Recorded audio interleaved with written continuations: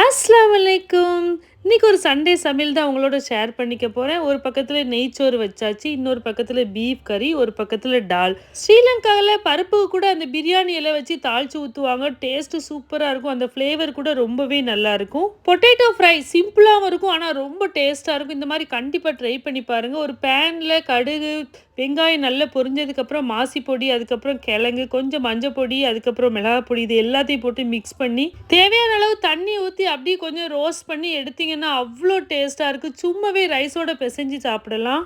ஒரு பக்கத்தில் பீஃபும் ரெடி ஆகிடுச்சு. இன்னொரு பக்கத்தில் இந்த கத்திரிக்காவை ஃப்ரை பண்ணி ஒரு கறி ஒன்று செய்வேன். அவ்வளோ டேஸ்ட்டாக இருக்கும். வீடியோ எடுத்து வச்சுருக்கேன். கண்டிப்பாக உங்களுக்கு நான் போஸ்ட் பண்ணுறேன்.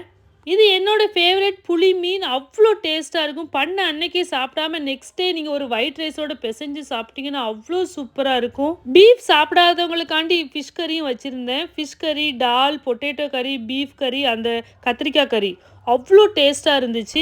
இது எல்லாமே ஸ்ரீலங்காவில் பண்ணுற மாதிரி தான் பண்ணியிருந்தேன். இதோட மாசி பண்ணுவாங்க. ஆல்ரெடி என்கிட்ட இருந்ததுனால நான் மாசி பொடி பண்ணலை. ஸ்ரீலங்கன் ஃபாலோவர்ஸ் யாராச்சும் இருந்தால் கண்டிப்பாக கமெண்ட்டில் சொல்லுங்க பார்க்குறதுக்கு எப்படி இருக்குன்னு சொல்லி. ஒரே நிமிஷத்தில் எல்லா ரெசிபியுமே ஷேர் பண்ண முடியல. உங்களுக்கு என்ன ரெசிபி வேணும்னு சொல்லி கண்டிப்பாக கமெண்ட்டில் சொல்லுங்கள். இந்த மாதிரி வீடியோஸ் பார்க்குற என்னோட பேஜை ஃபாலோ பண்ணுங்கள். அஸ்ஸலாமு அலைக்கும்.